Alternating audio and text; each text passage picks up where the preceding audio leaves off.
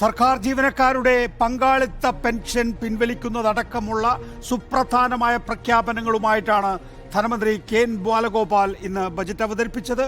ക്ഷേമ പെൻഷൻ കൂട്ടിയില്ല എങ്കിലും ചില മാറ്റങ്ങളുള്ളത്. ഒന്ന്, റബ്ബറിന് 10 രൂപ മാത്രം താങ്ങുവില വർദ്ധിപ്പിച്ചു എന്നുള്ളതാണ്. വലിയ നിലയിൽ കോടതി വ്യവഹാരങ്ങൾക്ക് ഇനി ചെലവേറും. മദ്യത്തിന് വില കൂടുന്നു. സ്വകാര്യ നിക്ഷേപങ്ങൾ എല്ലാ മേഖലകളിലേക്കും വ്യാപിപ്പിച്ചുകൊണ്ടാണ് ധനമന്ത്രി കെ എൻ ബാലഗോപാൽ മുന്നോട്ട് പോകുന്നത്. നമുക്ക് പരിശോധിക്കാം. ആദ്യം വി എസ് സുനിൽകുമാർ, ഒപ്പം തന്നെ PMA സമീർ, മുസ്ലിം ലീഗ്, നാരായണൻ നമ്പൂതിരി, BJP, ജോർജ് മത്തായി നൂർനാൾ, സാമ്പത്തിക വിദഗ്ധൻ എന്നിവരാണ്. ആദ്യമായി Shri V S Sunilkumar, LDF സർക്കാരിൻ്റെ വാഗ്ദാനങ്ങളിൽ ഒന്നായിരുന്നു സർക്കാർ പങ്കാളിത്ത പെൻഷൻ പിൻവലിക്കുമെന്നുള്ളത്. എന്നാൽ സ്റ്റാറ്റ്യൂട്ടറി പെൻഷനിലേക്ക് പോയിട്ടുമില്ല എന്നുള്ളതാണ്. ഇനി പഠിക്കും എന്നാണ് പറയുന്നത്. നോക്കൂ, 7.5 കൊല്ലമായിരിക്കുന്നു. ഇനി എന്താണ് പഠിക്കാനുള്ളത്? സ്റ്റാറ്റ്യൂട്ടറി പെൻഷൻ വേണമെന്നുള്ള സർക്കാർ ജീവനക്കാരുടെ ആവശ്യത്തിലേക്ക് സർക്കാർ എത്തുമോ?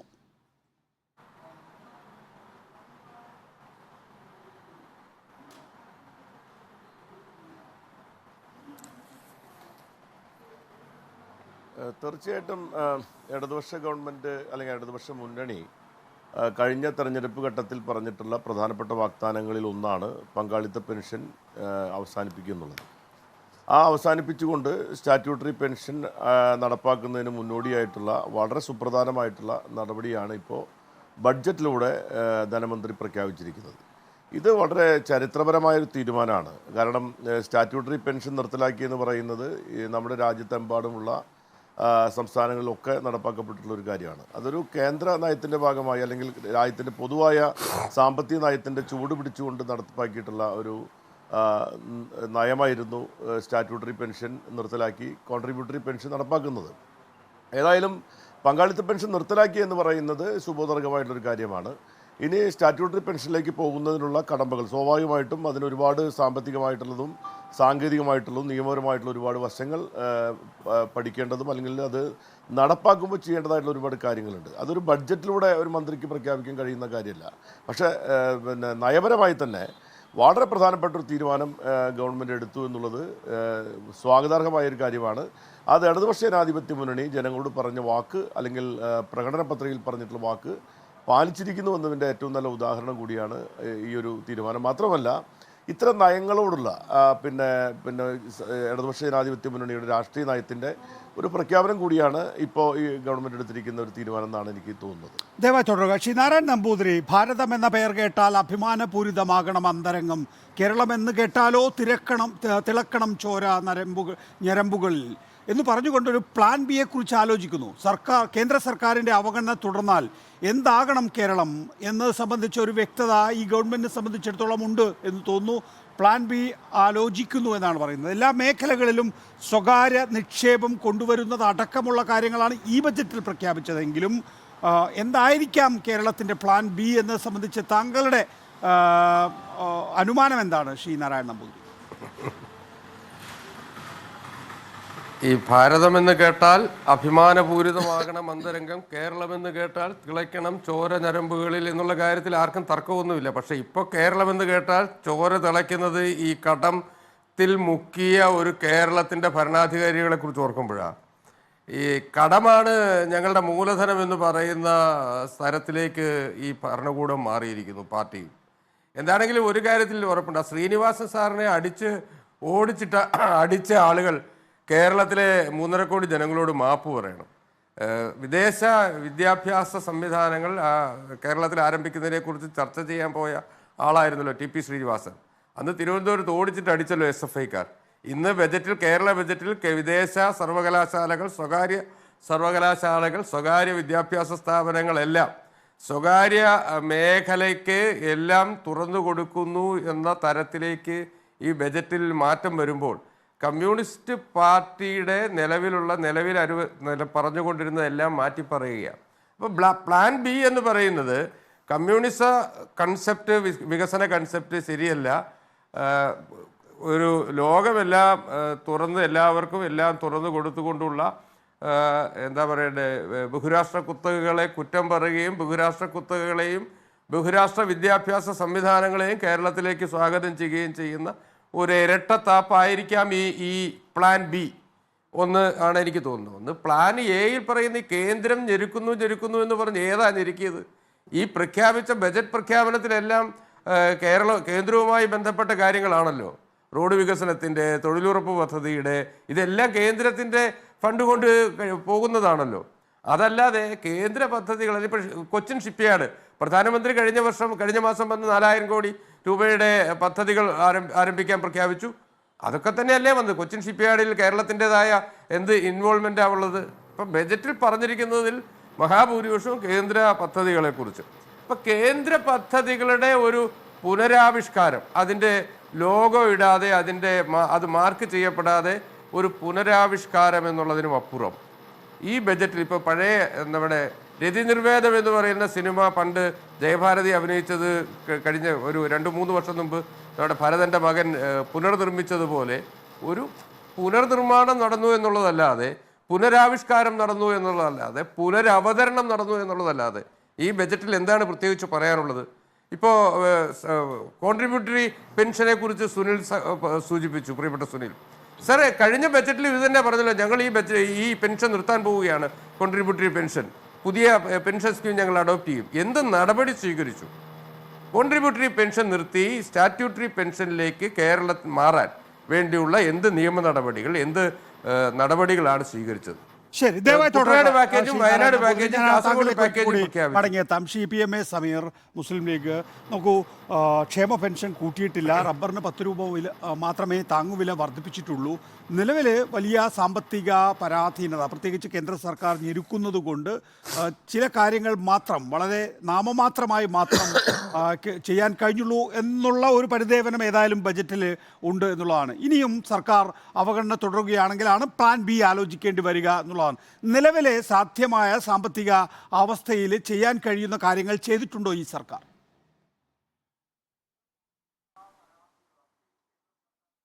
നിലവിലെ സാമ്പത്തിക സാഹചര്യത്തിൽ ഇങ്ങനെ ഒരു പ്രതിസന്ധി രൂപപ്പെടുമ്പോൾ നികുതി വരുമാനവും നികുതിയേതര വരുമാനവും പരമാവധി പിരിച്ചെടുക്കുകയും അത് സമാഹരിക്കുകയും ചെയ്യുക എന്നുള്ളതാണ് പ്രാഥമികമായി ഏതൊരു ഭരണകൂടവും ഏതൊരു സ്ഥാപന മേധാവിയാണെങ്കിൽ പോലും ചെയ്യാനുള്ള കർത്തവ്യം. ഇവിടെ ഈ സാമ്പത്തിക പ്രതിസന്ധി മറികടക്കാൻ കടമെടുപ്പ് ഒരു സ്ട്രാറ്റജി ആക്കി എന്നുള്ളത് ഇവരുടെ ഈ ഫിനാൻഷ്യൽ മാനേജ്മെൻറ്റിൻ്റെ ഒരു സമ്പൂർണ്ണമായ പരാജയമായിട്ട് നമുക്ക് കാണാൻ പറ്റും. ഈ ഒരു രീതിയിലേക്ക് നമ്മുടെ പൊതുകടം വളരാനുണ്ടായ സാഹചര്യം, GST വന്നു, GSTയുടെ തുടക്കത്തിൽ GSTയുടെ നഷ്ടപരിഹാരം കൊടുത്തു. GSTയുടെ നഷ്ടപരിഹാരം കൊടുത്ത സമയത്ത് നമ്മുടെ collection, tax collection, other resource കളക്ഷനിലുള്ള ഒരു ആലസ്യം ഉണ്ടായിട്ടുണ്ട്. ആ ആലസ്യത്തിൻ്റെയും കൂടി ഒരു കൺസോളിഡേറ്റഡ് ഇമ്പാക്റ്റാണ് പിന്നീട് വന്ന ഈ സാമ്പത്തിക പ്രതിസന്ധിയുടെ പിരിമുറുക്കം രൂപപ്പെടുന്നത്. ഈ പിരിമുറുക്കത്തിനിടയിലാണ് ഇന്ന് ശ്രീ ബാലഗോപാൽ ഈ ബജറ്റ് അവതരിപ്പിച്ചിട്ടുള്ളത്. വളരെ നിരാശയോടുകൂടി പറയട്ടെ, ഈ ഒരു പ്രതിസന്ധി മറികടക്കാനുള്ള യാതൊരുവിധ പ്രപ്പോസലും ഇതിൽ ഇല്ല എന്ന് മാത്രമല്ല, പല അഭിലാഷങ്ങളുടെയും പ്രഖ്യാപനങ്ങളായി മാത്രമാണ് ഇന്നത്തെ ഈ ബജറ്റ് പ്രസംഗം അവസാനിച്ചിട്ടുള്ളത്. തീർച്ചയായും ഈ കേരളത്തിലെ എല്ലാവിധ ജനങ്ങളെയും ബജറ്റ് കഴിഞ്ഞ് ഏതാനും മണിക്കൂറുകളായി വിവിധ കർഷകരുടെ ഇടയിലുള്ളത്, ചെറുകിട വ്യവസായ വാണിജ്യ സ്ഥാപനങ്ങളിലെ പ്രതിനിധികൾ, ഇവരൊക്കെ ഇതൊരു സമ്പൂർണ്ണമായ നിരാശയാണ്, ഇതൊരു പരാജയമാണ്, കഴിഞ്ഞ വർഷങ്ങളായി നടത്തിക്കൊണ്ടിരിക്കുന്നതിൻ്റെ ഒരു തനി ആവർത്തനമാണ് ഈ വർഷവും നടത്തിയിട്ടുള്ളത്. ഒരുപാട് ടാക്സും ഫീസും ഒക്കെ കൂട്ടിയ സാഹചര്യത്തിൽ സകല മേഖലകളെയും പ്രതിസന്ധി ബാധിച്ചപ്പോൾ അതിൽ നിന്ന് എന്തെങ്കിലും ഒരു റിവൈവൽ സ്കീം ഉണ്ടാകും എന്ന് പ്രതീക്ഷിച്ചപ്പോൾ, ഈവൻ KVAT മാത്രമാണ് ഒരു ആംനെസ്റ്റി സ്കീം ഉള്ളത്. ബാക്കി ഒന്നിലും തന്നെ നമ്മുടെ വ്യാപാര വ്യാവസായിക മേഖലകളിൽ ഏതെങ്കിലും തരത്തിലുള്ള ഒരു പുനരുജ്ജീവനം സാധ്യമാവുന്ന യാതൊരു പ്രപ്പോസലും ഇതിലില്ല എന്നുള്ളതുമാണ്. അതുകൊണ്ട് ഈ ഒരു ഫിനാൻഷ്യൽ മാനേജ്മെൻറ്റിൻ്റെ ഫെയിലിയർ, അതിൻ്റെ ഒരു പരാജയം, അത് നമ്മുടെ ഭാവിയിലേക്കുള്ള സാമ്പത്തിക പ്രതിസന്ധിയുടെ പിരിമുറുക്കം, അതിൻ്റെ ആഘാതം ഒന്നുകൂടി വർദ്ധിക്കും എന്നുള്ളതാണ് ആശങ്കയോടുകൂടി. സമീർ, താങ്കൾ ആഗ്രഹിച്ചത് കുറേയധികം മേഖലകളിൽ ആംനസ്റ്റി സ്കീം വേണം എന്നുള്ളതാണോ? നിലവിലെ സാഹചര്യത്തിൽ സർക്കാരിന് നികുതിയോ അല്ലെങ്കിൽ നികുതി പൂർണ്ണമായും പിരിച്ചെടുക്കാൻ കഴിയുന്നില്ല, നികുതിയേതര വരുമാനം വർദ്ധിപ്പിക്കാൻ സാധിച്ചില്ല എന്ന് പറയുമ്പോൾ അതിനുള്ള സാധ്യതകൾ സർക്കാരിൻ്റെ മുമ്പിൽ ഉണ്ടായിരുന്നോ? ടാക്സ് കളക്ഷൻ്റെ കാര്യത്തിൽ ഈ അടുത്ത് നടത്തിയ വലിയ ഇനീഷ്യേറ്റീവുകളുടെയൊക്കെ ഒരു പൊതുരൂപം കുറേ റെയ്ഡ് നടത്തി, കുറേ ബലപ്രയോഗങ്ങൾ നടത്തി, കടകളിൽ അവരുടെ ഡെയിലി ആക്ടിവിറ്റീസ് തടസ്സപ്പെടുത്തിക്കൊണ്ടിട്ടുള്ള ഒരു നികുതി കളക്ഷൻ ഡ്രൈവാണ് നടത്തിയത്. ഈ കാലത്ത് ഇന്ന് ഈ വിവരസാങ്കേതിക വിദ്യ IT എനേബിൾഡ് എല്ലാ സംവിധാനവുമുള്ള ഒരു കാലത്ത് ഇതുപോലെ എല്ലാ ടാക്സ് ജീവനക്കാരും എല്ലാ GST ജീവനക്കാരും കൂടി ഒന്നിൻ്റെ പിറകെ പോകുന്നതിന് പകരം വളരെ കൃത്യമായി ഉദാഹരണത്തിന് ബിൽഡിംഗ് മെറ്റീരിയൽസുമായി ബന്ധപ്പെട്ട കാര്യത്തിന് അതിനൊരു ടാസ്ക് ഫോഴ്സിനെ വെക്കുക, ബാക്കിയുള്ള കാര്യത്തിന് മറ്റൊരു ടാസ്ക് ഫോഴ്സിനെ, കേരളത്തിലേക്ക് വരുന്ന ചരക്കുകളുടെ, കേരളത്തിൽ നിന്ന് പോകുന്ന ചരക്കുകളുടെ, എക്സ്പോർട്ട് ചെയ്യുന്ന സേവനങ്ങളുടെ, എക്സ്പോർട്ട് ചെയ്യുന്ന ഗുഡ്സിൻ്റെ, ഇതിൻ്റെ എല്ലാത്തിനെയും വളരെ നന്നായി ചെയ്യാൻ കഴിയുന്ന ഒരു കാലത്താണ് ഈ രീതിയിലുള്ള പഴഞ്ചൻ സമ്പ്രദായങ്ങളെ പിന്തുടർന്നുകൊണ്ട് എത്രയാണോ ടാക്സ് കളക്ട് ചെയ്യാനുള്ള ആകെ തുക അതിൻ്റെ കോണ്ടം പറഞ്ഞാലല്ലേ ഇത്ര കളക്ട് ചെയ്തത് നല്ല പെർഫോമൻസ് ആണ് എന്ന് പറയുന്നത്. കഴിഞ്ഞ വർഷം 1 ചെയ്തു, ഈ വർഷം 2 ആയി. ആകെ ചെയ്യാനുള്ളത് 100 ആണെങ്കിൽ അത് എത്രത്തോളം പരിമിതമായ നേട്ടമാണ്. ഇവിടെ ഈ ടാക്സിൻ്റെ അല്ലെങ്കിൽ എക്കണോമിക് സർവേൻ്റെ ഒക്കെ ബജറ്റിൻ്റെ എക്കണോമിക് സർവേയുടെ ഒക്കെ റിപ്പോർട്ട്സ് നമ്മൾ പരിശോധിച്ചാൽ നമുക്ക് കാര്യങ്ങളുടെ ഡാറ്റകളുടെ കൃത്യമായ ഒരു റിപ്പോർട്ടിംഗ് ഇല്ല എന്ന് നമുക്ക് മനസ്സിലാകും. അവർ പറയുന്നു GSTയുടെ കളക്ഷൻ ഇത്രയാണ്, ഏതൊക്കെ ഐറ്റത്തിലാണ്, ഏതൊക്കെ ഇനങ്ങളിലുള്ള GSTകൾ എത്ര വീതമാണ് കിട്ടിയിട്ടുള്ളത് എന്നുള്ളത് അറിയാനുള്ള അവകാശം കേരളീയനും ഇല്ലേ. പ്രത്യേകിച്ച് ഉപഭോക്തൃ സംസ്ഥാനമായ കേരളത്തിൽ അത് കൃത്യമായി ധരിക്കുകയും അത് കൃത്യമായി മനസ്സിലാക്കുകയും ചെയ്താൽ കുറേ പ്രശ്നങ്ങൾ തീരും. അതുകൊണ്ട് നമ്മുടെ സാമ്പത്തിക പ്രതിസന്ധിക്ക് പരിഹാരമായി ചെയ്യേണ്ട കാര്യങ്ങൾ ചെയ്യാതെ കേന്ദ്രത്തിൻ്റെയോ അല്ലെങ്കിൽ മറ്റു കാര്യങ്ങളുടെയോ തടസ്സം പറയുകയും ഒരു കൺകെട്ട് വിദ്യ പോലെ ഒരുപാട് അഭിലാഷങ്ങളുടെ പ്രഖ്യാപനങ്ങൾ നടത്തി ബജറ്റ് ഒരു രാഷ്ട്രീയ പ്രസംഗമായി, ഒരു ഓഫർ പ്രസംഗമായി മാത്രം മാറുന്ന ഒരു ദുഃഖകരമായ കാഴ്ചയാണ് ഇന്ന് നമ്മൾ കണ്ടത്. ശരി, ദയവായി തുടരുക. ഞാൻ ജോർജ് മത്തായി നൂറലാലി കൂടെ പോട്ടെ. ജോർജ് മത്തായി, നോക്കൂ, റബ്ബറിന് 10 രൂപ മാത്രമാണ് താങ്ങുവില കൂട്ടാൻ സാധിച്ചിട്ടുള്ളത്. അത് കുറഞ്ഞത് 200 രൂപയെങ്കിലും ആക്കണം എന്നുള്ള ആവശ്യം, അതിൽ കൂടുതലുള്ള ആഗ്രഹമുണ്ടെങ്കിലും ആവശ്യം കുറഞ്ഞത് 200 രൂപയെങ്കിലും ആക്കണമെന്നുള്ളതാണ്. സംസ്ഥാന സർക്കാരിനെ സംബന്ധിച്ചിടത്തോളം നിലവിലുള്ള സാമ്പത്തിക സ്ഥിതിയിൽ അത്രയേ സാധിക്കൂ എന്നുള്ളതാണ്. കാർഷിക മേഖലയിൽ സാമൂഹ്യ ക്ഷേമ രംഗത്ത് വേണ്ടത് ചെയ്യാനായിട്ടുണ്ടോ സർക്കാരിന്? നമ്മൾ ഈ ബജറ്റിനെ കാണേണ്ടത് ഇപ്പോഴത്തെ ഒരു പ്രത്യേക സാഹചര്യങ്ങളിലാണ്. ഒരു കാലത്ത് ഈ സെയിൽസ് ടാക്സ് ഒക്കെ നിലനിന്നിരുന്നൊരു കാലത്ത് അന്ന് സംസ്ഥാന സർക്കാരുകൾക്ക് അവരുടെ വരുമാനം എത്ര വേണമെന്ന് തീരുമാനിച്ച് അതിനനുസരിച്ച് ടാക്സ് പിരിക്കുന്നതിൽ സ്വാതന്ത്ര്യമുണ്ടായിരുന്നു. എന്നാൽ GST വന്നതോടുകൂടി നികുതി പിരിക്കുന്ന കാര്യത്തിൽ അല്ലെങ്കിൽ നികുതി ലഭിക്കുന്ന കാര്യത്തിൽ ഇന്ത്യയിലുടനീളം വൻതോതിലുള്ള ഒരു സംവിധാനം നിലവിൽ വന്നു എന്നുള്ളത് സ്വാഗതാർഹമാണ്. എന്നാൽ അതിൻ്റെ ഷെയർ സ്റ്റേറ്റും സെൻട്രലും തമ്മിൽ വേർതിരിച്ച് അല്ലെങ്കിൽ വിഭജിച്ചെടുക്കുന്ന കാര്യങ്ങളിൽ ചില കുഴപ്പങ്ങളൊക്കെ പറ്റിയിട്ടുണ്ടെന്നുള്ളൊരു യാഥാർത്ഥ്യമാണ്. അതുകൊണ്ടാണ് ഇന്ന് ഇന്ത്യയിലെ തന്നെ മിക്കവാറും എല്ലാ സംസ്ഥാനങ്ങളിൽ നിന്ന് തന്നെ ഞങ്ങൾക്ക് കിട്ടേണ്ട വിഹിതം കിട്ടുന്നില്ല എന്നുള്ള ഒരു പരാതി ഉയർന്നിരിക്കുന്നത്. ഇതോടൊപ്പം നമ്മൾ ചേർത്ത് വായിക്കേണ്ട കാര്യം, ഈ നികുതി പിരിക്കാനുള്ള അവകാശം സംസ്ഥാനങ്ങൾക്ക് നഷ്ടപ്പെടുകയും അതോടൊപ്പം അതേസമയം സംസ്ഥാനത്തിൻ്റെ ചെലവുകൾക്കാവശ്യമായ പണം ചിലവഴിക്കേണ്ട ഉത്തരവാദിത്വവും കൂടി സംസ്ഥാനങ്ങൾക്ക് വന്നു ചേരുമ്പോൾ പിന്നെ സംസ്ഥാനങ്ങളുടെ മുമ്പിലുള്ള ഏക പോംവഴി എന്ന് പറയുന്ന കടമെടുക്കുക എന്നുള്ളതാണ്. അല്ലെങ്കിൽ വികസന പ്രക്രിയ നടക്കില്ല. ഈ അടുത്ത കാലത്ത് RBIയുടെ റിപ്പോർട്ട് വന്നു. ആ റിപ്പോർട്ടിൽ RBI പറഞ്ഞത് ഈ പണം നികുതി പിരിച്ചെടുക്കുന്ന കാര്യത്തിൽ പെർഫോമൻസിൽ കേരളം മറ്റ് എല്ലാ സംസ്ഥാനങ്ങളെക്കാളും മുമ്പിലാണ്. വളരെ നല്ല രീതിയിലുള്ള പെർഫോമൻസ് കാഴ്ചവെച്ചു. പക്ഷേ അതോടൊപ്പം തന്നെ RBI പറഞ്ഞ മറ്റൊരു കാര്യം, സ്പെൻഡിങ്ങിൻ്റെ കാര്യത്തിലും കേരളം ഏറ്റവും മുന്നിൽ തന്നെയാണ്. മറ്റ് സംസ്ഥാനങ്ങളുമായിട്ട് തട്ടിച്ചു നോക്കുമ്പോൾ നമ്മൾ ഈ ശമ്പളത്തിൻ്റെയും പെൻഷൻ്റെയും കാര്യത്തിൽ ഏതാണ്ട് കിട്ടുന്ന വരുമാനത്തിൻ്റെ ഏതാണ്ട് 50% അതിനുവേണ്ടി കൊടുക്കേണ്ടി വരുന്ന ഒരു സാഹചര്യമാണുള്ളത്. ഇതെല്ലാം നിലനിൽക്കുന്ന ഒരവസരത്തിലാണ് ഈ ബജറ്റ് ഗവൺമെൻറ് കൊണ്ടുവരുന്നത്. ഇപ്പോൾ ഇവിടെ റബ്ബറിൻ്റെ കാര്യം പറഞ്ഞു. റബ്ബറിൻ്റെ കാര്യത്തിൽ മാത്രമല്ല, കേരളത്തെ സംബന്ധിച്ചിടത്തോളം എല്ലാ നാണ്യവിളകളും എല്ലാ ക്യാഷ് ക്രോപ്സും ഒരു വലിയ പ്രതിസന്ധിയെ നേരിട്ടുകൊണ്ടിരിക്കുകയാണ്. ആ പ്രതിസന്ധി എന്ന് പറയുന്നതിൽ വിലക്കുറവെന്ന് പറയുന്നത് കേരളം ഉണ്ടാക്കിയ വിലക്കുറവല്ല.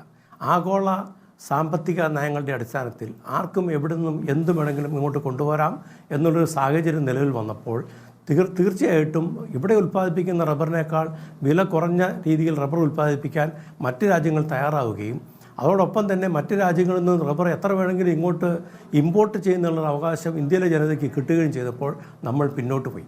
അപ്പോൾ നമ്മുടെ കാർഷിക രംഗത്ത് നമ്മുടെ പ്രൊഡക്ടിവിറ്റി കൂട്ടുന്നതിനുള്ള ഒരു സംവിധാനത്തെ പറ്റി നമ്മൾ ആലോചിക്കേണ്ടിയിരിക്കുന്നു. അതിന് നമുക്ക് വിദേശ നിക്ഷേപമോ അല്ലെങ്കിൽ വിദേശത്തുള്ള സാങ്കേതിക വിദ്യയോ അങ്ങനെയുള്ളത് എല്ലാം നമുക്ക് സ്വീകരിക്കാം. അതെല്ലാം സ്വീകരിച്ച് വന്ന പ്രൊഡക്ടിവിറ്റി കൂട്ടാനായിട്ട് പറ്റുള്ളൂ. ആ ഒരു കാര്യത്തിൽ മാറി മാറി വന്ന സർക്കാരുകൾ കാലാകാലങ്ങളായിട്ട് പരാജയപ്പെട്ടു എന്നുള്ളതാണ് സത്യം. അവിടെയൊക്കെ ഈ ഒരു റബ്ബറിൻ്റെ കാര്യത്തിൽ ഇപ്പോൾ ഈ വില കൊണ്ടൊന്നും ആളുകൾ റബ്ബർ കർഷകർ സംതൃപ്തരാകാൻ പോകുന്നില്ല. അവിടെ സംഭവിക്കാൻ പോകുന്നത് ഈ റബ്ബറുകളൊക്കെ വെട്ടിക്കളഞ്ഞ് മറ്റ് ഏത് കൃഷി ചെയ്ത് ലാഭം കിട്ടും എന്ന് നോക്കി ആ കൃഷിയിലേക്ക് ആളുകൾ പോയി. ഇപ്പോൾ പഴവിപണി, പഴത്തിൻ്റെ കാര്യത്തിൽ പല ഫ്രൂട്ട്സിൻ്റെ കാര്യത്തിൽ ഇന്ന് ഇന്ത്യയിൽ ഉടനീളം അതിന് ലഭ്യത കുറവാണ്. അപ്പോൾ അതിൻ്റെ രംഗത്തേക്ക് ഈ കർഷകർ മാറിക്കൊണ്ടിരിക്കുകയാണ്. അപ്പോൾ റബ്ബറിനെ ഒരു പരിധിവരെ ഒരു 5 രൂപ കൂട്ടിയോടെ 10 രൂപ കൂട്ടിയോണ്ടൊന്നും പ്രത്യേകിച്ച് ഒരു വലിയൊരു ഗുണമൊന്നും കർഷകർക്ക് കിട്ടുമെന്ന് എനിക്ക് വിശ്വാസമില്ല.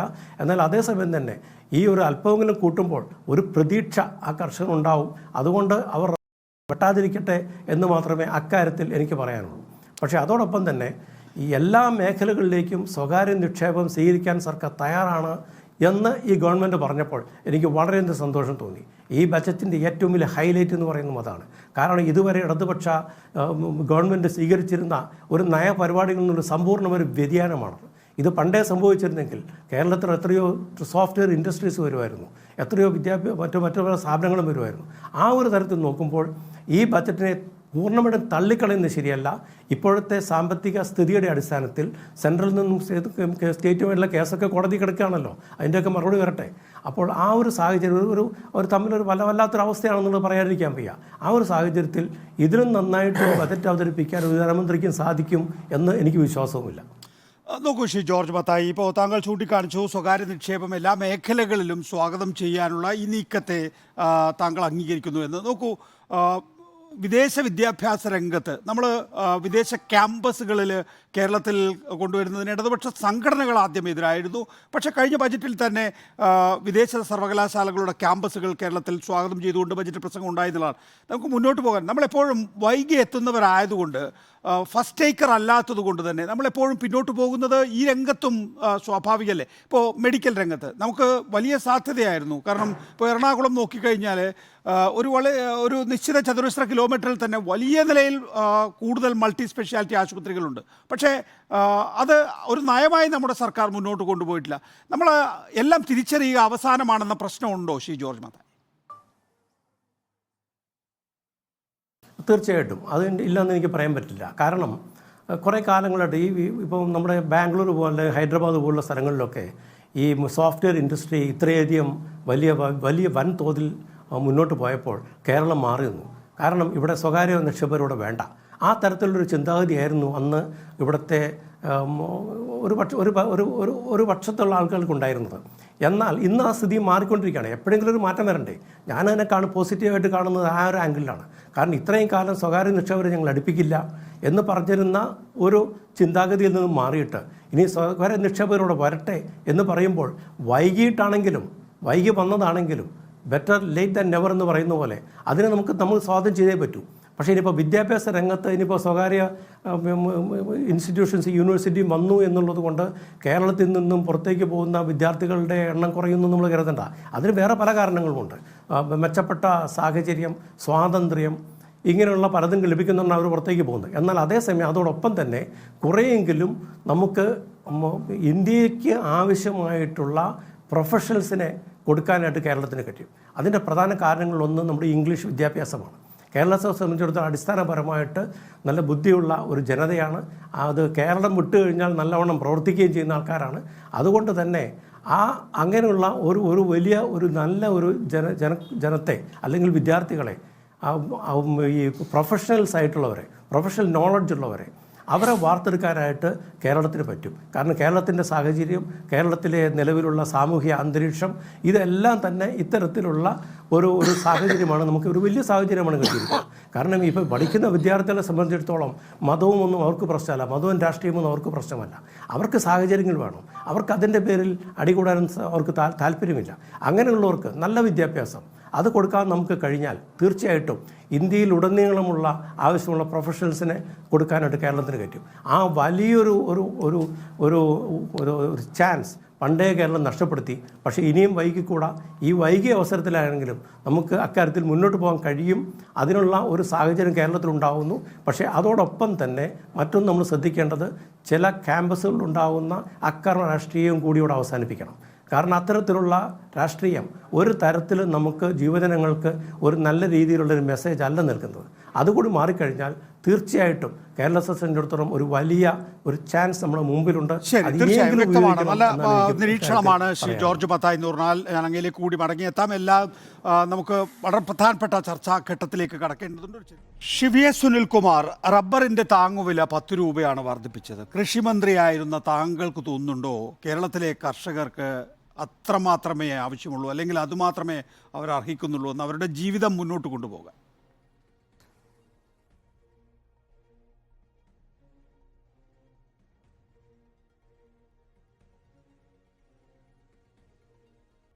നികേഷേ, ഈ റബ്ബറിൻ്റെ താങ്ങുവില 10 രൂപ വർദ്ധിച്ചു എന്ന് പറയുന്നത് 10 രൂപയുടെ വർധനവ് തന്നെയാണ് കൃഷിക്കാരെ സംബന്ധിച്ചിടത്തോളം. അത് എത്രമാത്രം അവർക്ക് അവരനുഭവിക്കുന്ന പ്രശ്നങ്ങൾക്ക് അത് പരിഹാരമാകുന്നു എന്ന ചോദ്യത്തേക്കാൾ ഉപരി 10 രൂപ വർദ്ധിച്ചിരിക്കുന്നു എന്ന് പറയുന്നത് 10 രൂപയുടെ വർധനവാണ്. ഇവിടെ കാണേണ്ട ഒരു കാര്യം, റബ്ബർ കൃഷിയുമായി ബന്ധപ്പെട്ട അതിൻ്റെ യഥാർത്ഥ ഉത്തരവാദിത്തം എന്ന് പറയുന്നത് കേന്ദ്ര ഗവൺമെൻറ്, റബ്ബർ ബോർഡ് ഉൾപ്പെടെയുള്ള ഏജൻസികളാണ്. അവരെടുക്കുന്ന സമീപനം എന്താണ്? അപ്പോൾ കപ്പൽ മുങ്ങിയ ഛേദം കാവ് ചോന്നാൽ പരിഹരിക്കാൻ കഴിയില്ല, നാട്ടുമ്പുറത്തൊരു ചൊല്ലുണ്ട്. അപ്പോൾ കേന്ദ്ര ഗവൺമെൻറ് ചെയ്യുന്ന ഇത്തരം നടപടികളുമായി ബന്ധപ്പെട്ട കാര്യം കൂടി ചർച്ച ചെയ്താലാണ് നമുക്ക് ഇതിനെ പറ്റിയിട്ടുള്ള ഈ 10 രൂപ വർധനവിൻ്റെ പ്രാധാന്യം മനസ്സിലാക്കുള്ളൂ. ഇപ്പോൾ ഇവിടെ നേരത്തെ പറഞ്ഞല്ലോ, എന്തുകൊണ്ടാണ് റബ്ബറിൻ്റെ വില കുറയാൻ കാരണം എന്ന് നേരത്തെ മത്തായി സാർ കൂടെ സൂചിപ്പിച്ചല്ലോ. എന്താണ് കാരണം? ആരാണ് അതിന് ഉത്തരവാദികളായിട്ടുള്ള ആളുകൾ? പിന്നെ ASEAN കരാർ ഉൾപ്പെടെയുള്ള കരാറുകൾ ഏർപ്പെട്ടിരിക്കുന്ന കേന്ദ്ര ഗവൺമെൻറ് നടപടിയുടെ ഭാഗമായിട്ടാണ് അതിൻ്റെ ഏറ്റവും വലിയ എഫക്റ്റഡ് ഏരിയ എന്ന് പറയുന്നത് റബ്ബർ ഉൾപ്പെടെയുള്ള പിന്നെ നാണ്യവിളകളുമായി ബന്ധപ്പെട്ടുള്ളതാണ്. അവിടെ സംഭവിച്ചിരിക്കുന്ന കേന്ദ്ര ഗവൺമെൻറ്റിൻ്റെ, കേന്ദ്രത്തെ എപ്പോഴും കുറ്റം പറയുന്നു എന്നൊരു പക്ഷേ പറയും, കേന്ദ്രത്തെ കുറ്റപ്പെടുത്തല്ല, യാഥാർത്ഥ്യം പറയുന്നതാണ്. അപ്പോൾ 10 രൂപ വർദ്ധിപ്പിച്ചു എന്ന് പറയുന്നത് 10 രൂപയുടെ വർധന തന്നെയാണ്. അത് കൃഷിക്കാരെ സംബന്ധിച്ചിടത്തോളം ഇപ്പോൾ 175 രൂപ കൊടുക്കുന്ന ആരാണ്? ഞാൻ മന്ത്രിയായിരിക്കുമ്പോൾ കേന്ദ്ര ഗവൺമെൻറ്റിനോട് ആവശ്യപ്പെട്ടൊരു കാര്യം എന്തായിരുന്നു? റബ്ബറിനെ നിങ്ങൾ കൃഷിയായിട്ട് അംഗീകരിക്കുമോ? എന്താ റബ്ബറിന് കൃഷിയായിട്ട് അംഗീകരിക്കാത്തത്? എന്തുകൊണ്ടാണ്? റബ്ബർ ഇപ്പോഴും ഇൻഡസ്ട്രീസ് ഡിപ്പാർട്ട്മെൻറ്റുമായി ബന്ധപ്പെട്ട വാണിജ്യ വകുപ്പിൻ്റെ കീഴിലാണ് റബ്ബറിൻ്റെ ഉൾപ്പെടുന്നത്.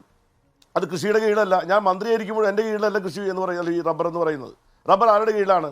കേന്ദ്ര വാണിജ്യ വകുപ്പിൻ്റെ കീഴിലാണ് റബ്ബർ. അപ്പോൾ ആരുടെ താല്പര്യമാണ് സംരക്ഷിക്കുന്നത്?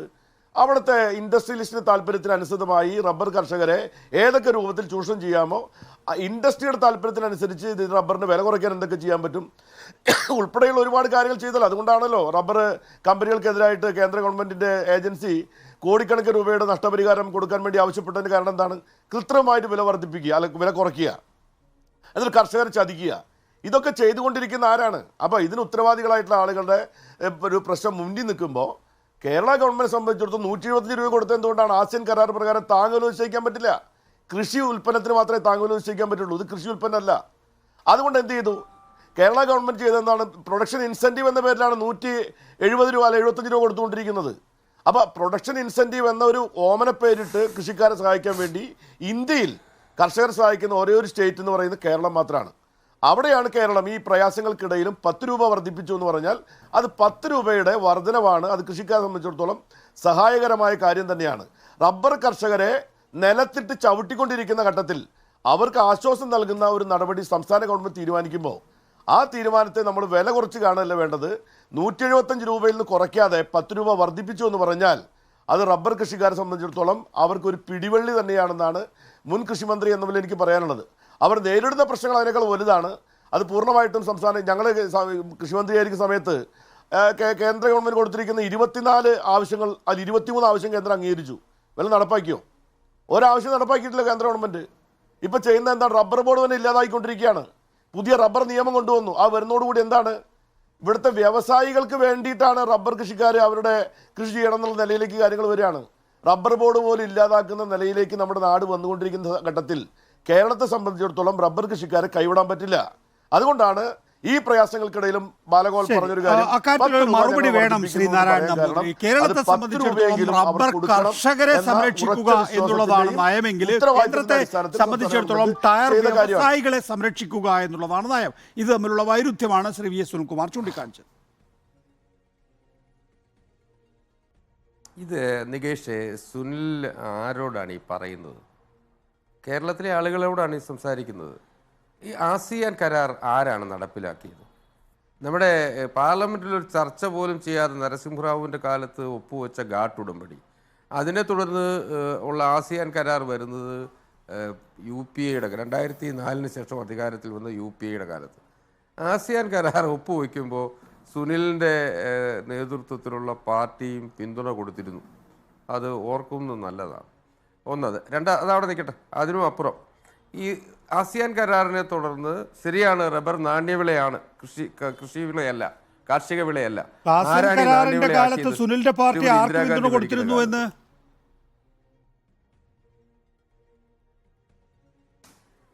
UPA-യിലില്ലേ സർ? UPA-യുടെ കാലഘട്ടത്തിലാണോ അത്?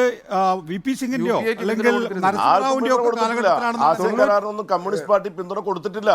നരസിംഹറാവു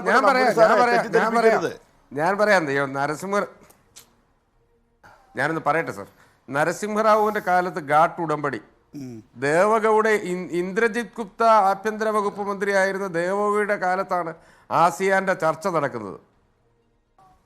ഘാട്ട് ഉടമ്പടിയെ തുടർന്ന് അതിന്റെ അനുബന്ധമായി വാജ്പേയി സർക്കാർ വരുമ്പോൾ ഈ ചർച്ചകൾ ബഹിഷ്കരിച്ചു ഇന്ത്യ. നിങ്ങളെ ചരിത്രം പരിശോധിച്ചോളൂ.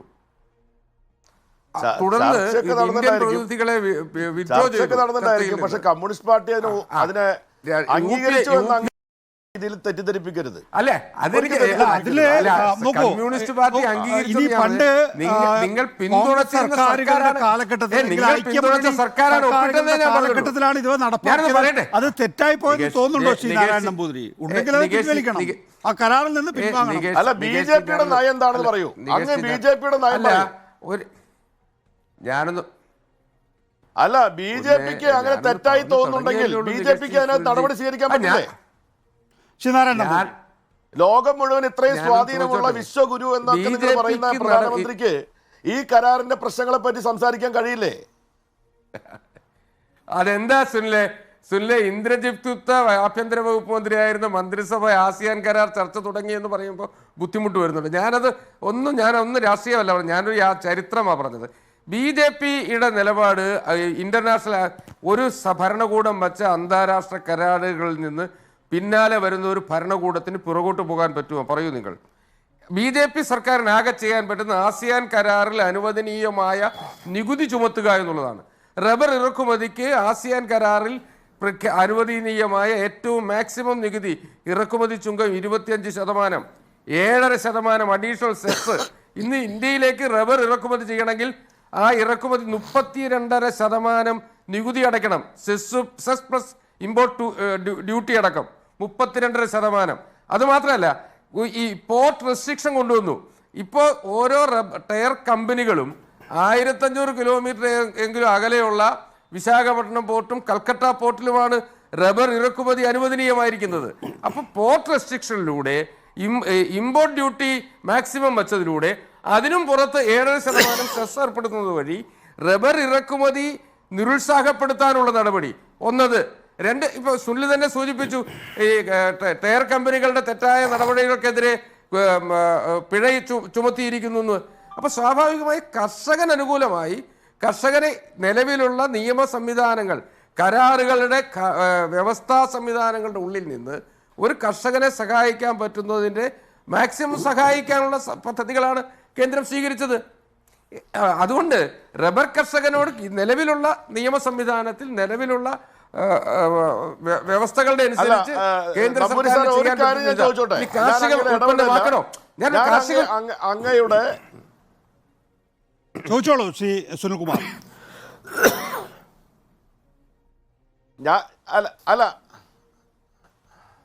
ഞാൻ ചോദിച്ചോട്ടെ. ഞാൻ അങ്ങ് ചോദിക്കുമ്പോൾ അങ്ങ് എളുപ്പമായിരിക്കും.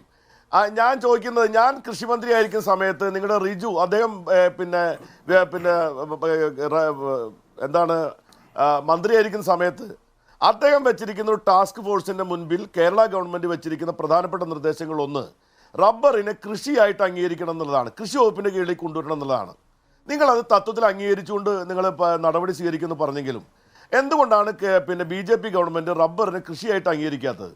റബ്ബറിനെ കൃഷിയായിട്ട് അംഗീകരിച്ചാൽ താങ്ങുവില കേന്ദ്ര ഗവൺമെൻറ് നിശ്ചയിക്കാൻ കഴിയും. അപ്പോൾ റബ്ബറിന് താങ്ങുവില കൊടുക്കാൻ കഴിയാത്തതിന് കാരണം എന്താണ്? റബ്ബറിന് എന്തുകൊണ്ടാണ് കേരള ഗവൺമെന്റ് പ്രൊഡക്ഷൻ ഇൻസെന്റീവായിട്ട് കൊടുക്കേണ്ടി വരുന്നത്? എന്തുകൊണ്ടാണ്? ഈ പറയുന്ന റെസ്ട്രിക്ഷൻ ഉള്ളതുകൊണ്ടാണ്. അപ്പൊ കൃഷിക്കാരെ സഹായിക്കാൻ താങ്കളുടെ താങ്കളുടെ പാർട്ടിക്ക് താല്പര്യം ഉണ്ടെങ്കിൽ നിങ്ങൾ ചെയ്യേണ്ടത് എന്താണ്? അതുമായി ബന്ധപ്പെട്ടുകൊണ്ട് കേരള ഗവൺമെന്റ് വെച്ചിരിക്കുന്ന, അല്ലെങ്കിൽ കേരള ഗവൺമെന്റ് മാത്രമല്ല ത്രിപുര ഗവൺമെന്റും കൂടി ഒരുമിച്ച് ചേർന്നുകൊണ്ട് കേന്ദ്ര ഗവൺമെന്റിന്റെ കൂടി തീരുമാനത്തോടെ ഉണ്ടാക്കിയിരിക്കുന്ന 23 പോയിന്റ് ഉണ്ട്. അതിനകത്ത് പറഞ്ഞിരിക്കുന്ന കാര്യങ്ങളുമായി ബന്ധപ്പെട്ട് ഒരു കാര്യം നടപ്പാക്കിയിട്ടില്ല. അങ്ങ് പറയുന്ന നടപടി സ്വീകരിച്ചിട്ടുണ്ടെങ്കിൽ രക്ഷപ്പെടണ്ടേ? എന്തുകൊണ്ടാണ് റബ്ബറൊക്കെ വെട്ടിക്കം മാറ്റി അവിടെയെല്ലാം പലതും വെച്ചുപിടിപ്പിക്കാൻ കാരണം എന്താണ്? അപ്പൊ റബ്ബർ കൃഷിക്കാരുമായി ബന്ധപ്പെട്ട കാര്യത്തിൽ കേന്ദ്ര ഗവൺമെന്റ് ഉത്തരവാദിത്വം മാറാൻ കഴിയില്ല. ശ്രീ നാരായണൻ നമ്പൂതിരിയുടെ മറുപടി. കേന്ദ്ര ഗവൺമെന്റിന് അതിന് ഉത്തരവാദിത്വം, റബ്ബർ കർഷകരോട് ഉത്തരവാദിത്വം ഉള്ളത് കൊണ്ട് തന്നെയാണല്ലോ അത് റീപ്ലാന്റേഷൻ സബ്സിഡി അടക്കമുള്ളത് കൊടുക്കാനുള്ള പദ്ധതികൾ വടക്കേ ഇന്ത്യൻ സംസ്ഥാനങ്ങളിൽ പുതിയ റബ്ബർ കാർഷിക മേഖലയിൽ അത് വരുന്നുണ്ട്. ഈ കേരളത്തിൽ നിലവിലുണ്ടായിരുന്നു, വീണ്ടും തുടരും, വീണ്ടും അത് ആരംഭിക്കുമെന്നാണ് ഞാൻ മനസ്സിലാക്കുന്നത്. എന്തെങ്കിലും ആയിക്കോട്ടെ, സ്വാഭാവികമായി ശരിയാണ്, ഈ പ്രപ്പോസലുണ്ട്, കാർഷിക ഉൽപ്പന്നമായി മാറ്റണമെന്നുള്ള പ്രപ്പോസലുണ്ട്. ആ പ്രപ്പോസലിൻ്റെ സാങ്കേതിക തടസ്സങ്ങൾ എന്തെന്ന് എനിക്കറിയില്ല. ഇത് കേന്ദ്ര സർക്കാരിൻ്റെയും BJPയുടെയും ആവശ്യം തന്നെയാണ്, റബ്ബർ കാർഷിക ഉൽപ്പന്നമാക്കി മാറ്റണം. അതിനുള്ള സാങ്കേതിക തടസ്സങ്ങൾ എന്ത് എന്നുള്ളത് എനിക്കറിയില്ല. പക്ഷേ ഞങ്ങളും BJPയും അത് ആവശ്യപ്പെട്ടുകൊണ്ടിരിക്കുന്നതാണ്, റബ്ബറിനെ കാർഷിക ഉൽപ്പന്നമായി. കാരണം റബ്ബർ കാർഷിക ഉൽപ്പന്നമായാൽ അതൊരു വാണിജ്യ ഉൽപ്പന്നത്തിൽ ഉപയോഗത്തിനുള്ള ഉൽപ്പന്നമായതുകൊണ്ടാവാം. സ്വാഭാവികമായി മറ്റു ഭക്ഷ്യ ഉൽപ്പന്നങ്ങൾ പോലെ അല്ല റബ്ബർ എന്നുള്ളത് കൊണ്ട്, മറ്റു സുഗന്ധവിളകൾ പോലെ അല്ല റബ്ബർ എന്നുള്ളത് കൊണ്ടാവാം അതിന് തടസ്സം. അതെനിക്കറിയില്ല. നിലവിൽ BJPയുടെയും ഇത് കാർഷിക ഉൽപ്പന്നമായി പ്രഖ്യാപിക്കണമെന്ന് തന്നെയാണ് BJPയുടെയും ഡിമാൻഡ്. അതിന്റെ ഭാഗം കൂടിയായിട്ടാണ് കേന്ദ്ര സർക്കാരിന്റെ ഭാഗത്തു നിന്ന് ടാസ്ക് ഫോഴ്സ് ജോർജ് മത്തായി നൂറനാൾ പറഞ്ഞത് ആഗോള സാമ്പത്തിക നയത്തിന്റെ അടിസ്ഥാനത്തിലാണ് റബ്ബർ അടക്കമുള്ള കാഷ് ക്രോപ്സിന്റെ ഒക്കെ തന്നെയും വിലയിടിയുന്നത് എന്നുള്ളത്. കേന്ദ്ര സർക്കാരിന്റെ നയത്തിന്റെ അടിസ്ഥാനത്തിൽ ഇതിനെ ഒരു കൃഷി ഉൽപ്പന്നമായി മാറ്റാതെ വ്യാവസായിക ഉൽപ്പന്നമായി മാറുന്നു എന്നുള്ളത് കൊണ്ട് തന്നെ ഇതിന് താങ്ങുവില നിശ്ചയിക്കാൻ സാധിക്കുന്നില്ല എന്ന് പറയുന്നു. അപ്പോൾ കേരളം മാത്രം ഇങ്ങനെ താങ്ങുവില വർദ്ധിപ്പിക്കുക, അതും ലഭ്യമായ വരുമാനത്തിന്റെ അടിസ്ഥാനത്തിൽ എന്ന് പറയുമ്പോൾ അവസാനം പഴി, അങ്ങനെ താങ്ങുവില പ്രഖ്യാപിക്കുന്നത് കൊണ്ട് തന്നെ കേരളത്തിൽ മാത്രം പഴി എന്നുള്ള ഒരു അവസ്ഥയിലേക്ക് കാര്യങ്ങൾ എത്തുകയാണ്. ശ്രീനാരായണൻ നമ്പൂതിരി. അല്ല നികേഷേ, എന്റെ ചോദ്യം, റബ്ബറിനെ നാണ്യവിളയാക്കി ഇതിനകത്ത് ഗവൺമെന്റ് കൊടുക്കുമ്പോ 50 രൂപ കേന്ദ്രം കൊടുക്കാൻ കഴിയുമോ? അതാണ് ചോദ്യം. നിങ്ങൾ ഇനി ചെയ്യേണ്ട ഒരു കാര്യം എന്താണ്? അത് ചെയ്യാൻ പറ്റുമോ? നിങ്ങൾ 250 രൂപ കൊടുക്കാന്ന് നിങ്ങളുടെ പ്രഖ്യാപനം ഉണ്ടല്ലോ സാർ. പറയുന്നത് നിങ്ങളുടെ വാഗ്ദാനവും കേന്ദ്രത്തോട് ആവശ്യപ്പെട്ടത് നിങ്ങൾ ഒരു കാര്യം ചെയ്യൂ, 50 രൂപയും കൂടി കേന്ദ്രം ഞങ്ങൾക്ക് അഡീഷണൽ തരൂ.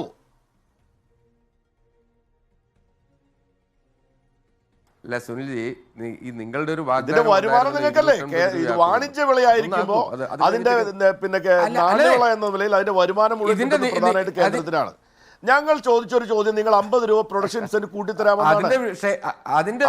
തരാലോ, കേന്ദ്രം ഒരു പൈസ പോലും തന്നിട്ടില്ലല്ലോ. ഞാൻ സുനിൽജി, അത് എന്റെ ഞാൻ ചോദിച്ചത്, അത് തന്നെയാണ് ഞാൻ ചോദിക്കുന്നത്.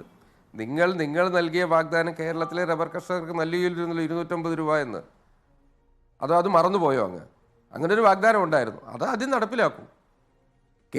കേന്ദ്രത്തിൻ്റെ നിയമപരിധിയിൽ നിന്നുകൊണ്ട് ചെയ്യാൻ പറ്റുന്നതിൻ്റെ മാക്സിമം റെസ്ട്രിക്ഷൻസ് ഇപ്പോൾ കൊണ്ടുവന്നിട്ടുണ്ട്. ബാക്കി സ്വാഭാവികമായി കേന്ദ്ര സർക്കാരിൻ്റെ പരിഗണനയിലുള്ള കാര്യമാണ്.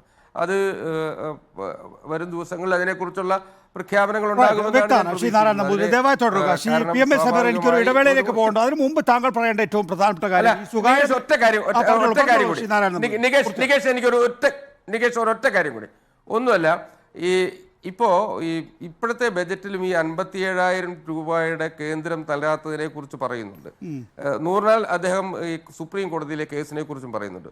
സുപ്രീം കോടതിയുടെ കേസിൽ കേരളത്തിന്റെ വാദം തള്ളിയാൽ ഈ ബജറ്റ് മാറ്റി പറയാൻ തയ്യാറാവും. ഈ ബജറ്റ് രേഖകളിൽ കേന്ദ്രം 57,000 കോടി രൂപ നൽകാനുണ്ട് എന്ന് രേഖപ്പെടുത്തുകയും സുപ്രീം കോടതിയിലെ കേസ് കേരളത്തിനെതിരായി വരികയും ചെയ്താൽ ഈ ബജറ്റിലെ ഇത്തരം വാചകങ്ങൾ അത് മാറ്റി എഴുതാൻ ഇവർ തയ്യാറാകുമോ? അതൊരു ചോദ്യമാണ്. പക്ഷേ 57,000 കോടി രൂപ തരിപ്പിക്കണം എന്നുള്ളതല്ല സുപ്രീം കോടതിയിലുള്ള കേരളത്തിന്റെ ഹർജി എന്ന് പറയുന്നത്. കേരളത്തിലെ അത് കടമെടുക്കൽ അനുവദിക്കുന്നില്ല എന്നുള്ളതാണ് പ്രധാനമായും കേരളത്തിന്റെ ഗ്രീവൻസ് എന്നാണ് ഞാൻ മനസ്സിലാക്കുന്നത്. അല്ല അപ്പൊ ശരി, കടമെടുക്കാൻ അനുവദിക്കുന്നില്ലാതെയാണല്ലോ, അതാണല്ലോ ഞെരുക്കൽ. ഞെരുക്കുന്നു എന്ന് പറഞ്ഞ് കടമെടുക്കാൻ അനുവദിക്കാത്തതാണല്ലോ. 57,000 കോടിയിൽ GST നഷ്ടപരിഹാരം അത് 5 വർഷത്തേക്കാണ് അത് തീർന്നു. റവന്യൂ ഡെഫിസിറ്റ് 5 വർഷത്തേക്കാണ് അത് തീർന്നു. അതൊന്നും അല്ല നമ്മുടെ വിഷയം. ശരി, ശ്രീ വി എസ് സുനിൽകുമാർ, എന്താണ് അക്കാര്യത്തിൽ പൂർത്തിയാക്കാനുള്ളത്?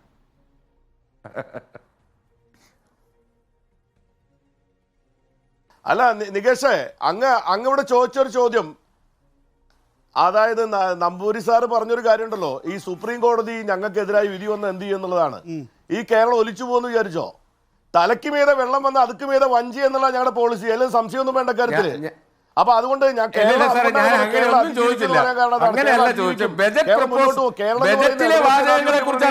പ്രവർത്തകർ മാത്രമായിട്ട് നമ്പൂരി സാർ കാണരുത്. ഇവിടുത്തെ 3.5 കോടിയോളം വരുന്ന ജനങ്ങൾ കാണണം. എന്റെ അല്ല, ഞാൻ പറയാത്ത കാര്യങ്ങൾ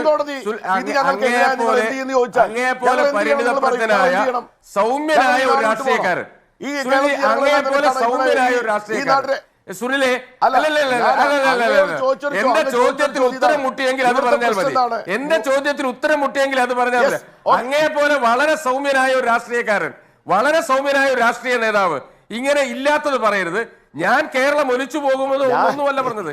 ഇന്നത്തെ ബജറ്റ് പ്രസംഗത്തിൽ കേന്ദ്രത്തിനെതിരായി പറഞ്ഞ കാര്യങ്ങൾ സുപ്രീം കോടതിയുടെ ഉത്തരവ് കേരളത്തിന്റെ നിലപാട് തള്ളിക്കൊണ്ടാണ് എങ്കിൽ ഈ ബജറ്റിൽ മാറ്റി പറയേണ്ടി വരില്ലേ? കാരണം ബജറ്റിൽ കടമെടുപ്പ് പരിധി കേന്ദ്രം കുറച്ച് ഞെരുക്കുന്നു, 57,000 കോടി നൽകാനുണ്ട്. ഈ പറഞ്ഞതൊക്കെ കടമെടുപ്പ് എടുക്കാൻ ഉള്ള പരിധി നിർണയിച്ചത് കേന്ദ്രത്തിന്റെ അധികാരമാണ്, അല്ലെങ്കിൽ അതിൽ തെറ്റില്ല എന്നാണ് സുപ്രീം കോടതി പറയുന്നത് എങ്കിൽ ഞെരുക്കി എന്നുള്ള പ്രയോഗം പിൻവലിക്കുമോ എന്നേ എന്റെ ചോദ്യമുള്ളൂ.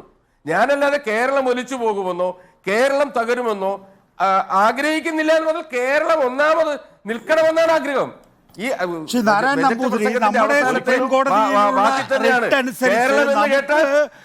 നമുക്ക് കടമെടുക്കാൻ കഴിയുന്നതിന് ഒരു പരിധി നിശ്ചയിച്ചിട്ടുണ്ട്. അത് കേന്ദ്രത്തിനും കേരളത്തിനും ബാധകമായ നിയമത്തിന്റെ അടിസ്ഥാനത്തിലാണ്. ഒരു മിനിറ്റ് സർ, അടിസ്ഥാനത്തിലാണ്.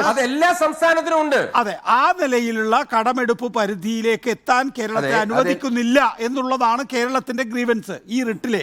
നോക്കൂ, അവിടെ നമ്മൾ പറയുന്ന ഒരു പ്രധാനപ്പെട്ട കാര്യം ട്രഷറിയിൽ നിന്ന് കേരളം കടമെടുത്തിട്ടുള്ളത് ഇത്ര തുകയാണ്. പക്ഷേ കേന്ദ്രം പറയുന്നത് അത് 12,000 കോടി രൂപയാണ്. അപ്പോൾ ആ ഒരു 7,000 കോടി രൂപയുടെ വ്യത്യാസം ഇത് സാങ്കേതികമായി ചൂണ്ടിക്കാണിക്കുകയാണ്. അപ്പോൾ കൃത്യമായ ഉദ്ദേശത്തോടുകൂടി രാഷ്ട്രീയ വിരോധത്തിൻ്റെ അടിസ്ഥാനത്തിൽ കേരളത്തെ ഞെരുക്കുകയാണ് എന്നുള്ളതാണ്. അക്കാര്യത്തിലൊരു തീരുമാനം ഉണ്ടായാലും ഇല്ലെങ്കിലും നോക്കൂ, പ്രതിപക്ഷ സംസ്ഥാനങ്ങളെ സാമ്പത്തികമായി ഞെരുക്കുക എന്നുള്ളത് കേരളത്തിന്റെ മാത്രം മുദ്രാവാക്യമല്ല. നമ്പൂതിരി നോക്കൂ, 8-ാം തീയതി കേരളം സമരം പ്രഖ്യാപിച്ചപ്പോൾ 7-ാം തീയതി പോയി കർണാടക അവിടെ സമരം നടത്തുന്നു, ബംഗാൾ ഇപ്പോൾ ഇതിനകം തന്നെ സമരത്തിലേക്ക് പോകുന്നു, മറ്റ് സംസ്ഥാനങ്ങളും വരാൻ പോകുന്നു. അപ്പൊ ഇത് കേരളത്തിന്റെ മാത്രം പ്രശ്നമല്ല, എല്ലാ BJP ഇതര സംസ്ഥാന സർക്കാരുകളുടെയും പ്രശ്നമായിരിക്കുകയാണ് അവിടെ. അതുകൊണ്ട് തന്നെ സുപ്രീം കോടതി എന്തെങ്കിലും പറയുന്നു എന്നുള്ളത് കൊണ്ട് ആ വിഷയം അവസാനിക്കുന്നില്ല. ശ്രീ നാരായണൻ നമ്പൂതിരി, ഇല്ല സാർ, ഇത് രാജ്യത്ത് നിലവിലുള്ള ഒരു നിയമമാണ്. അത് കേരളത്തിന് വേണ്ടി മാത്രം പാസാക്കിയ നിയമമല്ലെന്ന്. ഈ സാമ്പത്തിക ഭദ്രതാ നിയമം, അല്ലെങ്കിൽ അത് ഉറപ്പുവരുത്തുന്ന കടത്തിന്റെ പരിധി നിർണ്ണയിക്കുന്നത് അത് കേന്ദ്രത്തിൽ കാലത്ത് കൊണ്ട് എല്ലാവർക്കും ഒരുപോലെയാണ് സാർ. ഒന്ന് നിങ്ങൾ മാറ്റി പറയൂ. പോരല്ലോ ശ്രീ മത്തായി നൂറാൾ, ഞാൻ സമീറിലേക്ക് വരാം. ശ്രീ മത്തായി നൂറാൾ,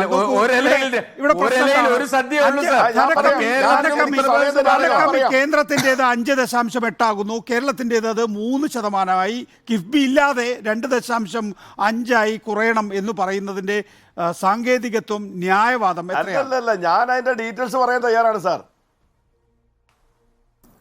അതെ, നമ്മളിപ്പോൾ സുപ്രീം കോടതിയുടെ മുമ്പിൽ ഇപ്പോൾ കേരളം എത്തിയിട്ടുള്ളത് ഈ കടമെടുപ്പ് പരിധിയുടെ ആ മാനദണ്ഡം തീരുമാനിച്ചതിലുള്ള ഒരു അപാകതയെപ്പറ്റി പറയാനാണ്. അതിൽ പ്രധാനപ്പെട്ട കാര്യം കേരളത്തിൻ്റെ മൊത്തം കടത്തിൻ്റെ കൂട്ടത്തിൽ കിഫ്ബി എടുത്തിരിക്കുന്ന കടം കൂടി പെടുത്തി.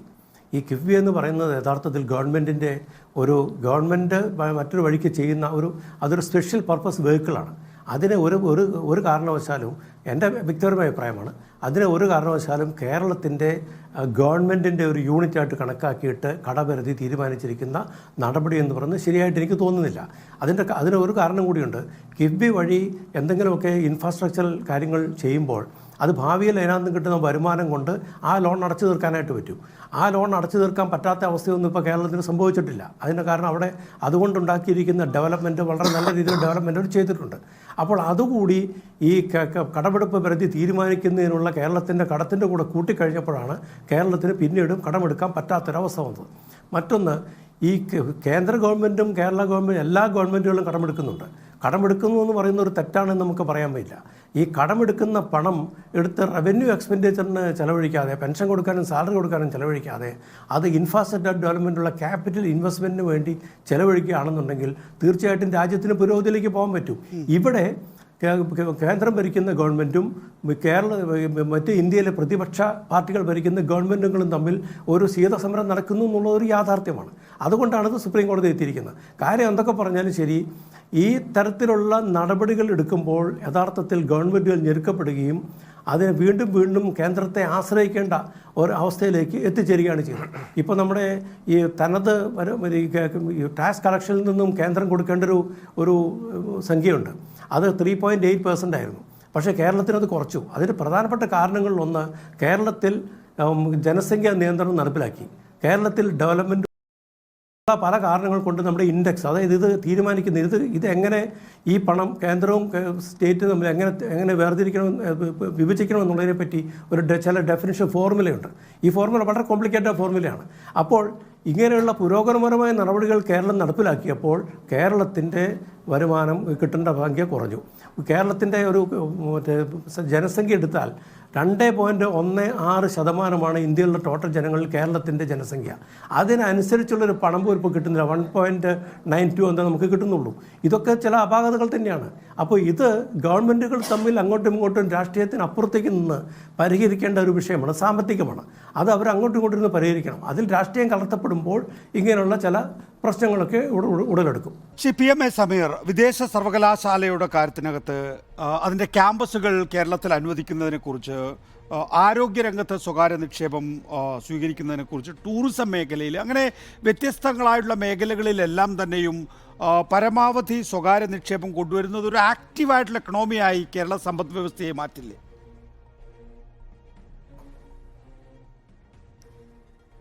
നികേഷ്, ഞാൻ അതിലേക്ക് വരുന്നതിന് മുമ്പ് സ്വകാര്യ നിക്ഷേപത്തെക്കുറിച്ച് ഞാൻ വരാം.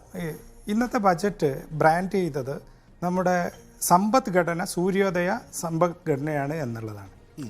ഈ സൂര്യോദയ സമ്പദ്ഘടനയുടെ നിലവിലുള്ള പൊസിഷൻ നമുക്ക് സാമൂഹ്യ ക്ഷേമ പെൻഷനിൽ 5 മാസം പെൻഡിങ്ങാണ്, കാരുണ്യയിൽ 1000 കോടി പെൻഡിങ്ങാണ്, സപ്ലൈകോയിലേക്ക് സാധനങ്ങൾ കൊടുത്ത ആളുകൾക്ക് കോടികൾ പെൻഡിങ്ങാണ്. കൂടാതെ നമ്മുടെ പ്ലാൻ ഫണ്ടിൻ്റെ 50% മാത്രമേ 55% മാത്രമേ വിനിയോഗിച്ചിട്ടുള്ളൂ. ഇത് ഫെബ്രുവരി 5-ാം തീയതിയാണ്.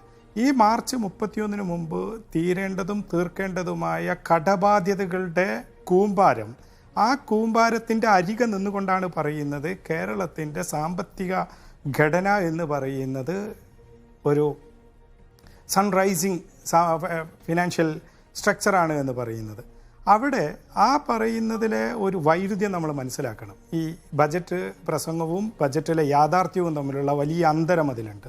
രണ്ടാമതായി അങ്ങ് ഇപ്പോൾ പറഞ്ഞ ഈ സ്വകാര്യവൽക്കരണം, ആരാണ് സ്വകാര്യവൽക്കരണത്തെക്കുറിച്ച് പറയുന്നത് എന്ന് കേൾക്കുമ്പോൾ അതിൻ്റെ ഒരു ചരിത്രത്തിലേക്ക് നമ്മൾ പോകണമല്ലോ. കൂത്തുപറമ്പിൽ രക്തസാക്ഷികൾ ഉണ്ടാവുന്നത് എത്രയോ, ഞങ്ങളുടെ കാലത്ത് കോളേജുകളുടെയും സ്കൂളുകളുടെയും ഒക്കെ എത്രയോ ദിവസങ്ങളാണ്, പ്രവൃത്തി ദിവസങ്ങളാണ് ഈ ഒരൊറ്റ കാരണം പറഞ്ഞ് SFI സമരം ചെയ്ത് അടച്ചിട്ടിട്ടുള്ളത്. അവിടെ നിന്നാണ് ഇത്രയും മാറി ഒരു സ്വകാര്യ വൽക്കരണത്തിൻ്റെ വലിയ റെഡ് കാർപ്പറ്റുമായിട്ട് വരുന്നത്. ഈ സ്വകാര്യവൽക്കരണത്തിൻ്റെ റെഡ് കാർപ്പറ്റുമായി വരുമ്പോൾ തന്നെ അതിനൊരു റോഡ് മാപ്പില്ല. എങ്ങനെയാണ് ആ മോഡൽ വർക്ക് ചെയ്യുക എന്ന് പറയുന്നില്ല. സ്വകാര്യ നിക്ഷേപം വരുമ്പോൾ സ്വാഭാവികമായും സംരംഭകർക്കാണ് ലാഭം പോവുക. കേരള എക്കണോമിയുടെ ഈ നിലയിലുള്ള ഒരു ലെവൽ അല്ലെങ്കിൽ ഒരു ക്രൈസിസിനെ ഈ സ്വകാര്യവൽക്കരണം എങ്ങനെയാണ് പെട്ടെന്ന് സ്റ്റെബിലൈസ് ചെയ്യുക എന്നുള്ളത് നമുക്ക് മനസ്സിലാവുന്നില്ല. ഈ ഏറ്റവും പ്രധാനപ്പെട്ട ഒരു കാര്യം നമ്മൾ ചർച്ച ചെയ്യാതെ പോകുന്നത് ചിലവ് ചുരുക്കൽ. ഈ ബജറ്റ് എന്ന് പറയുന്നത് വരവിൻ്റെയും ചെലവിൻ്റെയും ഒരു പ്ലാനാണല്ലോ. അതൊരു വീട്ടിലാണെങ്കിലും ഒരു സ്ഥാപനത്തിലാണെങ്കിലും ഒരു സംസ്ഥാനത്താണെങ്കിലും. ഇവിടെ ചിലവ് ചുരുക്കുന്നതിനെക്കുറിച്ച് യാതൊരുവിധ കാര്യവും പറയാതെ പ്രതിപക്ഷവുമായിട്ട് സംസാരിക്കാൻ തയ്യാറാണ് എന്നാണ് ഫിനാൻസ് മിനിസ്റ്റർ ഇന്ന് ബജറ്റ് പ്രസംഗത്തിൽ പറഞ്ഞിട്ടുള്ളത്. ആരാണിത് പറയുന്നത് എന്നുകൂടി നമ്മൾ വീണ്ടും ഓർക്കണം. ഒരു കാലത്ത് ഒന്നാമത്തെ മന്ത്രിസഭയിൽ EMS ഞാൻ ഒരു കത്ത് നൽകുകയുണ്ടായല്ലോ. 700 രൂപയിൽ നിന്ന് 500 രൂപയിലേക്ക് നിങ്ങളുടെ എല്ലാവരുടെയും ശമ്പളം ഞാൻ കുറച്ചിരിക്കുന്നു, കർഷകരും തൊഴിലാളികളും പ്രയാസപ്പെടുന്ന ഒരു സമയത്ത് നമ്മൾ ആ രീതിയിലുള്ള ഒരു തീരുമാനം എടുക്കേണ്ടിയിരിക്കുന്നു എന്ന് പറഞ്ഞ പൂർവികരുടെ അനുയായികളാണിവർ. ഈ കേരളീയത്തിന് 10 കോടി കൊടുത്തപ്പോഴാണ് റബ്ബറിന് 10 രൂപ മാത്രം നൽകി അവരെ പരിഹസിച്ചിട്ടുള്ളത്. റബ്ബറിൻ്റെ കാര്യം മാത്രമല്ലല്ലോ, നെല്ല് സംഭരണത്തിന്, അതുപോലെ തന്നെ നാളികേരത്തിൻ്റെ താങ്ങുവില ഒരു പോയിന്റ് പോലും കൂട്ടിയിട്ടില്ല.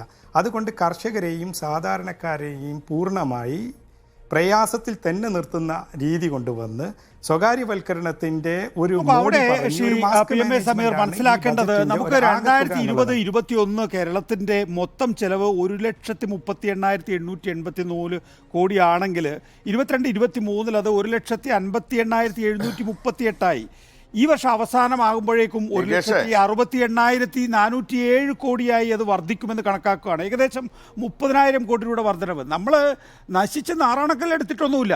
നമുക്ക് കേന്ദ്ര സർക്കാർ രാഷ്ട്രീയ വിവേചനത്തിന്റെ അടിസ്ഥാനത്തിൽ തരാനിരിക്കുന്ന ഫണ്ട് തരാതിരിക്കുന്നു എന്നുള്ള പ്രശ്നം നമ്മൾ അറിയിക്കുന്നു എന്ന് മാത്രമേ ഉള്ളൂ. ആ ഒരൊറ്റ പ്രശ്നമല്ല നികേഷ് ഇവിടുത്തെ ഇഷ്യൂ. ആ ഒരൊറ്റ പ്രശ്നമാണെങ്കിൽ എന്തിനാണ് കിഫ്ബിയുടെ ഫണ്ടും അതുപോലെ ഈ സാമൂഹ്യ ക്ഷേമ പദ്ധതി പ്രത്യേകമായി ഒരു കമ്പനി രൂപീകരിച്ച് സഹകരണ ബാങ്കുകളിൽ നിന്ന് കടമെടുത്ത് ആ കടത്തിന് സാമൂഹ്യ ക്ഷേമത്തിൻ്റെ 1,600-ന് സഹകരണത്തിന് കൊടുക്കേണ്ട പലിശയും കൊടുത്തിട്ട് അത് നമ്മുടെ പൊതുകടത്തിൻ്റെ ഭാഗമാക്കുന്നത്?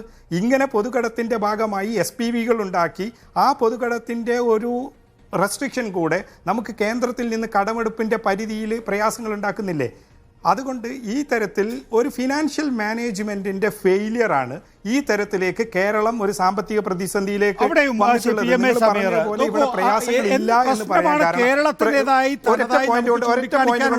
എന്നുള്ളത് കൂടി താങ്കൾ ഈ കാര്യം വാദിക്കുമ്പോൾ പറയേണ്ടതുണ്ട്. നമുക്ക് മുൻകാല റെക്കോർഡുകൾ ഭേദിക്കുന്ന തനത് വരുമാന വളർച്ച ഉണ്ടാകുന്നുണ്ട്. ഞാൻ സുനിലെ താതകളിലേക്ക് വരാം. 2020-21 സംസ്ഥാനത്തിന്റെ വരുമാനം 47,661 കോടിയാണ്. 21-22 58,380-ആയും 22-23 71,968 കോടിയും ഈ നടപ്പ് വർഷം 78,000 കോടിയിലധികമായി അത് വർദ്ധിക്കുമെന്ന് വിചാരിക്കും. തനത് നികുതി വരുമാനം. ഇങ്ങനെ തനത് നികുതി വരുമാനം വർദ്ധിപ്പിച്ച മറ്റൊരു സംസ്ഥാനത്തെ താങ്കൾക്ക് ചൂണ്ടിക്കാണിക്കാൻ സാധിക്കുമോ ശ്രീ സമീർ? ഇങ്ങനെ നികുതി ഇരട്ടിയാക്കി പ്രഖ്യാപിച്ച് സാധാരണ ജനങ്ങൾക്ക് പ്രയാസം ഉണ്ടാക്കിയ വേറെ ഏത് സംസ്ഥാനം ഉണ്ടാവുക? കഴിഞ്ഞ പ്രാവശ്യത്തിലുള്ള നികുതി വർധനവ് ഈ പ്രാവശ്യം സാധാരണക്കാർക്ക് നീതി കിട്ടാൻ വേണ്ടി 10 രൂപയുടെ സ്ഥാനത്ത് 250 രൂപ കൊടുക്കണമെന്ന് പറഞ്ഞ ബജറ്റ് താങ്കളുടെ മറുപടി. എന്തെങ്കിലും പറയാനുണ്ടെങ്കിൽ കൂട്ടിച്ചേർക്ക്.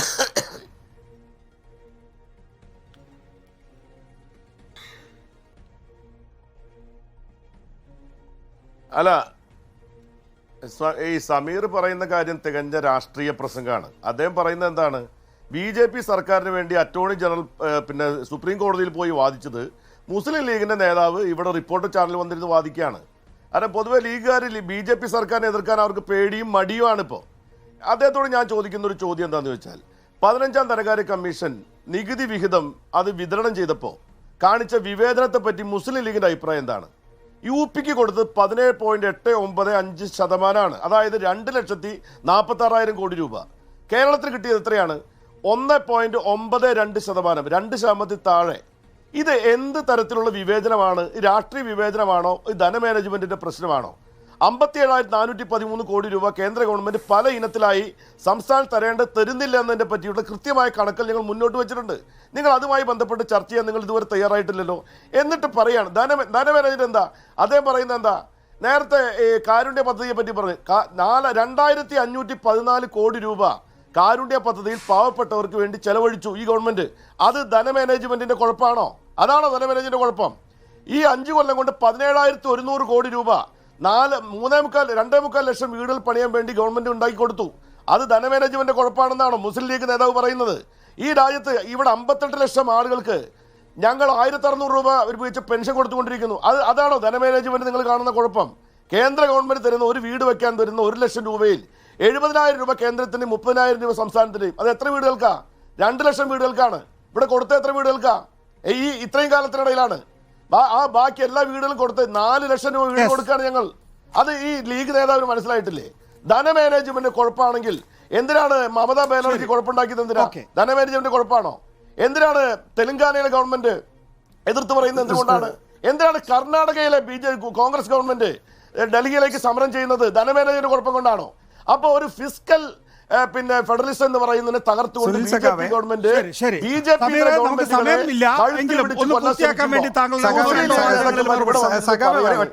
ഫിസ്ക്കൽ മാനേജ്മെന്റ് കുഴപ്പമായതുകൊണ്ടാണ് കേരളത്തിൽ നാട്ടിൽ ജനങ്ങൾ അംഗീകരിച്ചു കൊടുക്കുന്ന കാര്യങ്ങൾ അങ്ങ് മനസ്സിലാക്കി വെച്ചോളണം.